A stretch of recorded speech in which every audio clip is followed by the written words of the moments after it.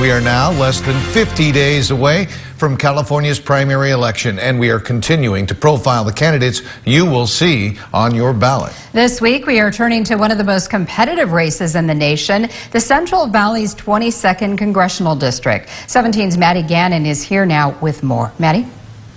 Tammy, this district is considered one of the country's biggest toss-ups this year, and we have a wide range of candidates hoping to unseat incumbent David Valadao. Tonight, we're kicking things off with Chris Matisse.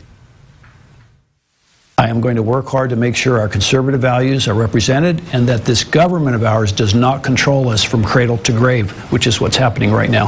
Over the years, 64-year-old Chris Matisse has held many identities.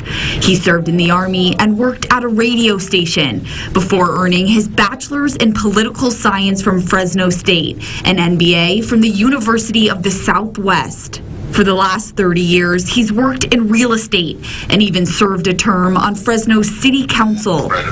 None of that seems to be as significant to Matisse as his allegiance to one man. What I can say is if you support President Trump and you support the work he did, I am your candidate because I strongly believe that our country was better off with President Trump. It's a loyalty Matisse is banking on carrying him to political victory this June, and a fidelity he believes is so tethered to his identity that he wanted Trump conservative / businessman as his ballot designation, going as far as to unsuccessfully sue the Secretary of State after she rejected his request. First issue has to do with President Trump. So after a failed bid for a New Mexico House seat in 2020, perhaps it's not surprising that the Fresno businessman's reason for entering the 22nd district race comes down to one vote. Well, it's very simple. David Valadao, my main opponent, decided to impeach President Trump.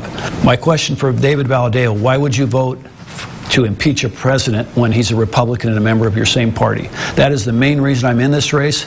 Valadao's decision to impeach former President Trump for Trump's role in the January 6th Capitol attack was such a catalyst for Matisse that he decided to stay in the race despite his home in Fresno being cut out of the newly drawn 22nd district lines. And when it comes to the issues, let's get America back to work. Let's stop the vaccination requirements, stop the mask requirements, and let America be free. And this big government needs to take a step back. The conservative Republican, who's not been vaccinated against COVID-19 himself, is part of a club called Rhino Hunters, a group attempting to oust the House Republicans who voted to impeach Trump. The staunch pro-lifer also wants to prioritize gun rights, border security, and ramping up oil production domestically. Joining Matisse and Valadao in this race is Republican Adam Medeiros and Democrat Rudy Salas. Coming up tonight, we'll have more on Medeiros, and later this week, we'll take a closer look at